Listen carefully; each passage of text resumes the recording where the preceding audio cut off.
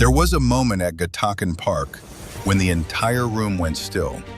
Not because of any announcement, not because of applause or ceremony, because a woman walked across it with the kind of deliberate quiet that makes everyone else hold their breath and wait.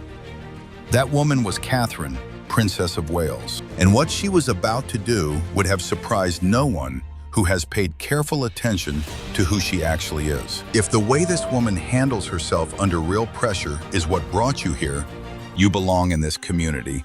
Subscribe and stay with us. What had unfolded in the minutes before that moment would have unsettled most people.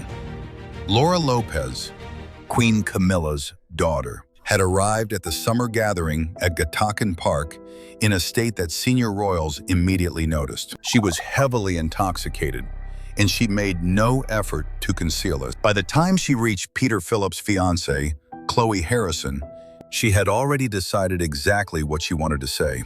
Chloe Harrison is a pediatric nurse from Scotland. She has spent her career in service to children and families.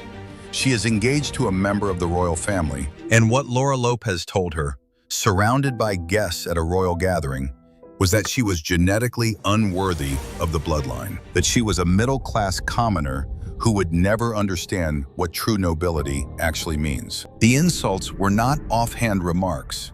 They were specific, personal, and delivered without shame. Then Laura turned her attention elsewhere. She began drawing a comparison between her own mother, Camilla, whose baronial lineage she invoked with clear pride, and Sophie, the Duchess of Edinburgh. Sophie, she declared, along with Chloe, simply did not belong. They were alike, people who had married into something they lacked the background to understand. Every person in that room heard it. The formal response began almost immediately. Princess Anne, who was present, locked her gaze on Camilla with an expression witnesses later described with one word: fury. Not discomfort, fury. Vice Admiral Timothy Lawrence stepped forward physically, positioning himself between Laura and the women she had been targeting. The institution began moving in the way institutions move, slowly, carefully, through proper channels. And then Catherine moved differently. There is a quality to how certain people respond to chaos that you either recognize or you don't. It is not speed, exactly. It is not aggression. It is something closer to clarity. A person who has already decided what is right, while everyone else is still deciding what is polite. I think most people who have followed Catherine closely over the years have sensed this in her. What happened at Gataken Park made it impossible to miss. She walked across the room directly toward Laura Lopes and stood in front of her. Not with theatrical displeasure, not with the visible emotion of someone who has been pushed past her limit, with the complete, settled calm of someone who has already reached her conclusion and simply intends to deliver it. What she said was not ambiguous. Laura Lopes would not be attending the upcoming wedding. This was not a warning, not a quiet request passed through a third party, not a suggestion that someone else might relay through proper channels at a later date.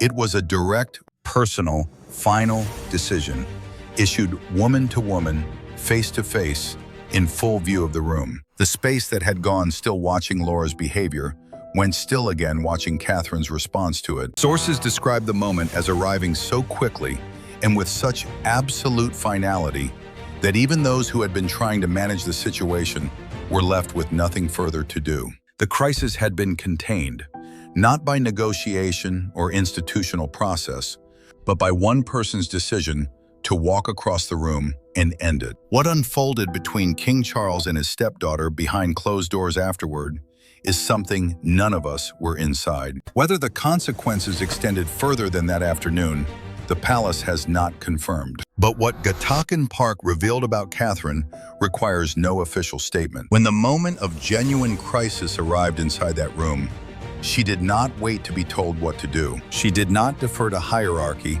or seek permission. She looked at what was wrong, walked toward it, and resolved it. She did not involve the press.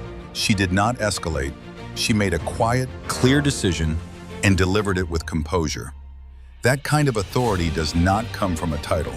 It was already present in her long before the room needed it. And on that afternoon, for a brief moment, everyone in the room saw it at the same time. Which leaves one question worth putting to you directly. Is Catherine already the real center of gravity inside this family? Or is what we witnessed at Gataken Park simply what it looks like when someone is ready to be queen? Those are two different things. Pick a side and leave it below. If the real story of this woman, not the palace version, not the tabloid noise, but who she actually is what brought you to this channel, stay here. This is where that conversation continues.